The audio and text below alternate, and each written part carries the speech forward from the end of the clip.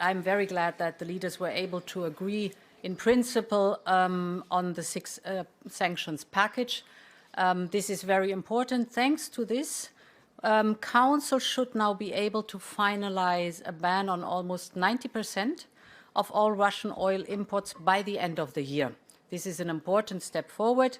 The remaining 10% on these one, we will soon return to the issue of these remaining 10% pipeline oil.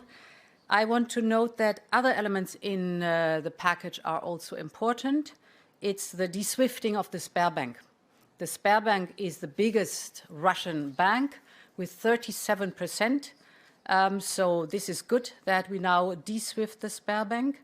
There's a ban on insurance and reinsurance of Russian ships by EU companies, a ban on providing Russian companies with a whole range of business services, and very important, the suspension of broadcasting in the European Union of 3 further Russian state outlets that were very typically spreading broadly the misinformation that we have witnessed over the last weeks and months. 2/3 of the oil that we have in the European Union is seaborne, and 1/3 is pipeline. And here we have the Druzhba pipeline. This is the one and only pipeline for Russian oil. And there is the northern part providing to Poland and Germany, and the southern part going to Hungary and later on Slovakia. And indeed, as I said, 1/3 is the pipeline oil. As we have a clear political statement by Poland and by Germany that they will, as the others, the seaborne oil, wind down the Russian oil till the end of the year.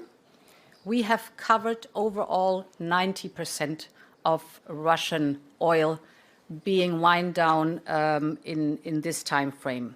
It is a big step forward what we did today, because indeed we now have gotten rid of coal, and this was already very difficult.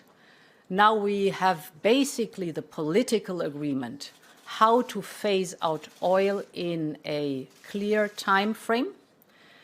And we started tonight, and we will report tomorrow, to discuss the big energy package Repower EU that the Commission tabled, which is the basis to be able, over time, to completely diversify away from Russian fossil fuels. That is our goal, and therefore we have now a very clear roadmap on the table. We have decided to take the appropriate measures in order to react and to make sure that we will protect the security of supply. This is a very important element that we have decided to take into account, and I think this is fair, because it's important on the one hand to decide, to be clear, to sanction the Kremlin, to sanction Russia, but on the other hand, this is important to take into account the level playing field, but also the security of supply.